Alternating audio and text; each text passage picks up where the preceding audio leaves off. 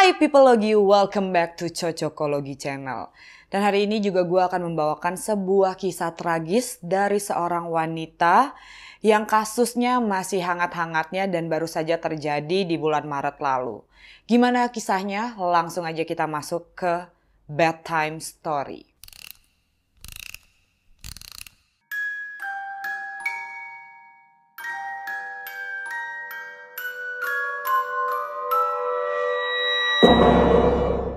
Iska Nurrahman. Iska Nurrahman adalah seorang gadis cantik yang baru berusia 21 tahun saat kejadian naas itu terjadi sama dia.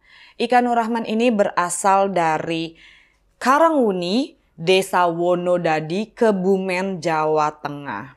Iska ini kelahiran tanggal 8 Mei tahun 2000. That's why gue tadi bilang ya, dia baru berusia 21 tahun. Ika terkenal juga sangat aktif di sosial medianya. Bahkan dia juga sempat bermain di salah satu YouTube channel. Ini YouTube channel yang memang khusus untuk anak-anak Kebumen gitu ya. Yang bernama Karangwuni TV. Iska merantau ke ke Jakarta ya, atau tepatnya ada di daerah Cikarang Utara. Dia bekerja sebagai seorang karyawan di PT SMT Indonesia. Dan Iska ini baru aja tinggal di daerah Cikarang itu selama 3 bulan. Tapi naasnya pada tanggal 22 Maret tahun 2022 ini ketika Iska baru saja keluar dari kamar kosannya atau dari tempat kosannya itu, seperti biasa dia di pagi hari ini melewati jalanan di depan kosannya. Jalannya itu namanya adalah Gang Yamaha. Jadi itu memang jalur antara kosan Iska menuju dengan tempat biasa Iska ini dijemput. Jadi memang dia kalau berangkat ke tempat kerjanya ini selalu ada mobil jemputannya di pagi hari. Saat itu ketika dia melintas di sana, tiba-tiba aja dia diserang oleh seseorang di belakang punggungnya ini kayak dibacok gitu. Dan saat itu Iska jatuh terkapar. Dia memang sempat teriak dan minta tolong sampai akhirnya para warga keluar. Jadi ada salah seorang warga yang melihat Iska. Pada saat itu dia masih berdiri, sempat minta tolong, lalu dia lemes dan dia terduduk jatuh gitu ya. Jadi warga ini melihat sendiri bagaimana Iska itu udah bercucuran darah. Lalu gak lama pacar dari Iska yang bernama Ardiansyah ini datang menghampiri Iska. Saat itu ketika ada beberapa warga tadi yang gue bilang itu ada Pak Hendy dan juga pacarnya Iska ini si Ardiansyah menghampiri. Iska memang awalnya duduk terus karena dia udah kelemesan dia sampai jatuh, dia tertidur dan dia meregangkan nyawa atau menghembuskan nafas terakhirnya di sana karena kehilangan banyak darah. Dan dari sana juga dilakukan pemeriksaan oleh pihak kepolisian. Jadi banyak warga yang ditanyain juga. Sayangnya memang di sana tidak terdapat CCTV yang tidak bisa membantu proses penanganan kasus dari Iska. Bahkan sempat juga ada isu di mana ketika polisi ini ngelihat ya nyari barang-barangnya Iska, biasanya kalau misalnya orang yang diserang itu pasti kemungkinan besar adalah perampokan gitu ya. Tapi pada saat polisi memeriksa ternyata barang-barang berharga dari Iska ini semuanya lengkap. Di dalam tasnya itu masih ada semua, ada dompet, ada juga handphone dari Iska dan tasnya pun bahkan sama sekali tidak robek atau tidak seperti berusaha ditarik itu. Dan dari situ mulai nih timbul isu-isu bahwa sebenarnya kejadian yang menimpa Iska ini adalah ada hubungannya dengan masalah pribadi. Jadi mulailah dikait-kaitan. Kayak misalnya Iska ini dibilang kalau sebenarnya di daerah kampungnya sana atau di tempat tinggal keluarganya dia itu udah punya pacar.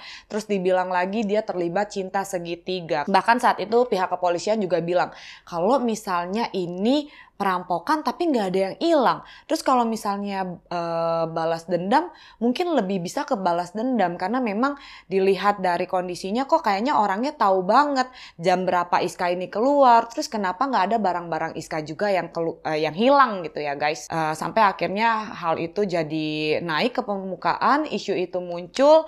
Cuma ternyata hal itu terbantahkan ketika polisi berhasil menemukan orang yang menyerang Iska ini di saat itu. Seperti yang tadi gue bilang, polisi berhasil menemukan 2 dari 3 pelaku penyerangan Iska ini di tanggal 25 Maret 2022. Pelaku yang sudah tertangkap oleh polisi ada N berusia 17 tahun dan MR berusia 20 tahun. Dan sampai saat ini masih dilakukan pencarian terhadap salah seorang pelaku yang belum ditemukan gitu.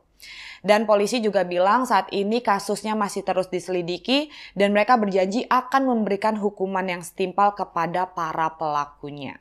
Ya, Malang memang tidak dapat ditolak. Sebenarnya Iska dan juga kekasihnya Ardiansah sudah digadang-gadang akan melakukan acara pernikahan setelah Lebaran nanti gitu. Jadi sebenarnya mereka nih tinggal menunggu detik-detik mereka akan bisa melangsungkan acara pernikahannya. Tapi sayang sekali sebelum hal itu bisa terlaksana, Iska lebih dahulu meninggalkan kekasihnya ini. Di tanggal 23 Maret tahun 2022, jasad dari Iska sudah dikembalikan kepada pihak keluarganya dan saat jenazah Iska tiba di rumah keluarga, saat itu disambut tangisan haru oleh keluarga, teman-teman, dan warga setempat. Beberapa orang manajer dan juga teman-teman Iska yang bekerja di PT SMT Indonesia juga mengantarkan jenazah dari Iska sampai ke tangan keluarganya. Dan jasad dari Iska ini telah dimakamkan di Singabranti, Kabupaten Jawa Tengah pada pukul 2 siang. Ya, syukurnya keluarga juga sudah bisa menerima kepergian Iska dan sampai saat ini pihak kepolisian juga masih terus melakukan pencarian kepada salah seorang tadi yang memang belum ditemukan. Semoga segera ketemu dan mereka harus banget mendapatkan hukuman yang seberat-beratnya kalau menurut gua ya guys.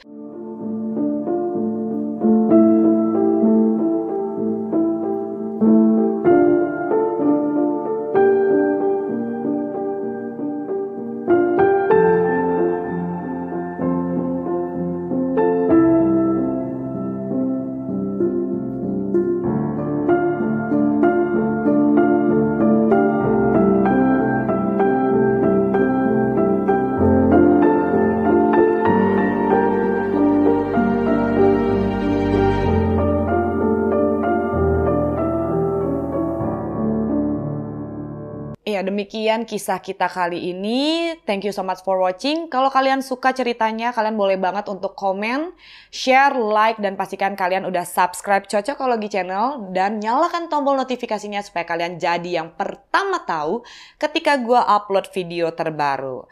And I see you on my next video. Bye-bye!